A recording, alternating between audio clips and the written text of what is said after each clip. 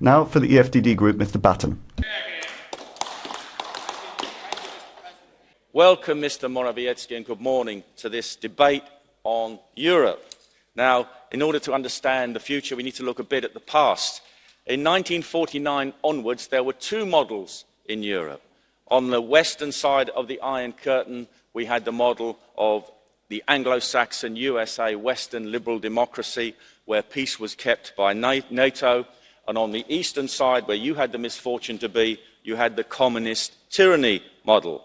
Now, the Germans lost the shooting war, but they did not lose their ambitions. Now, Nazi Germany left us a legacy.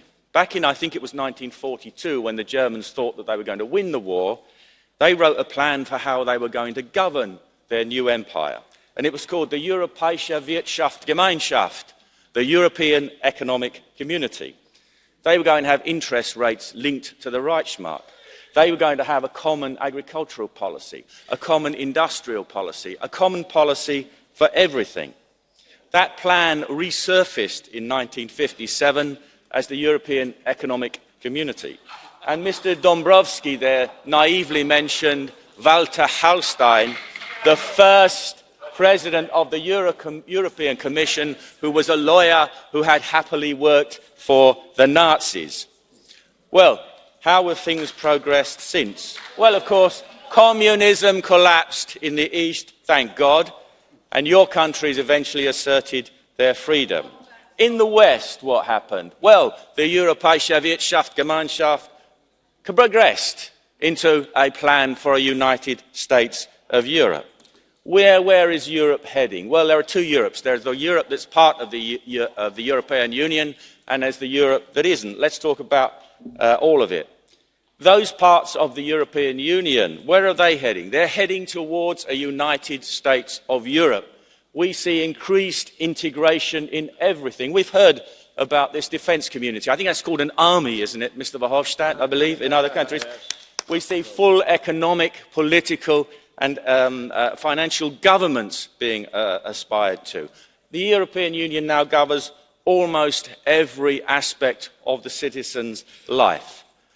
Mr. Morawiecki, you mentioned the freedom gene. Well, that's very strong in the British, and that reasserted itself in 2016 in the vote to leave the European Union.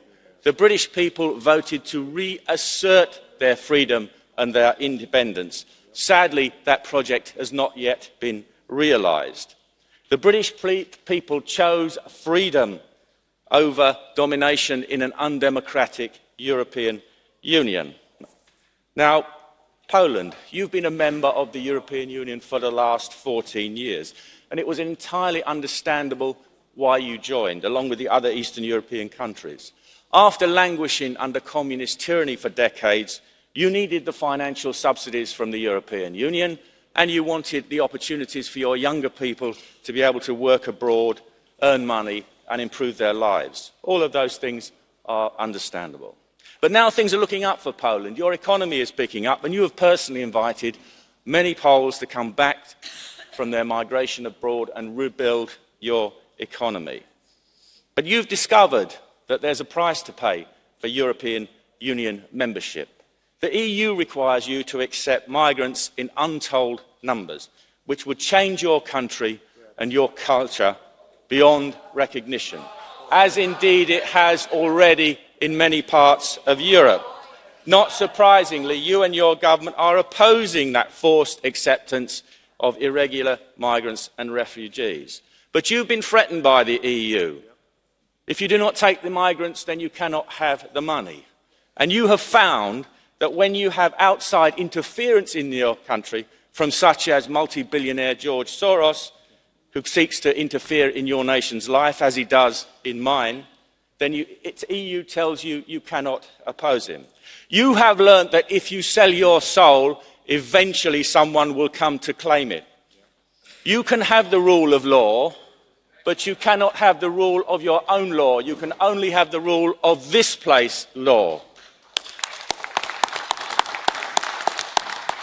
You will see in Poland, I believe, in the course of time, that it was a wise decision that the British people made to leave.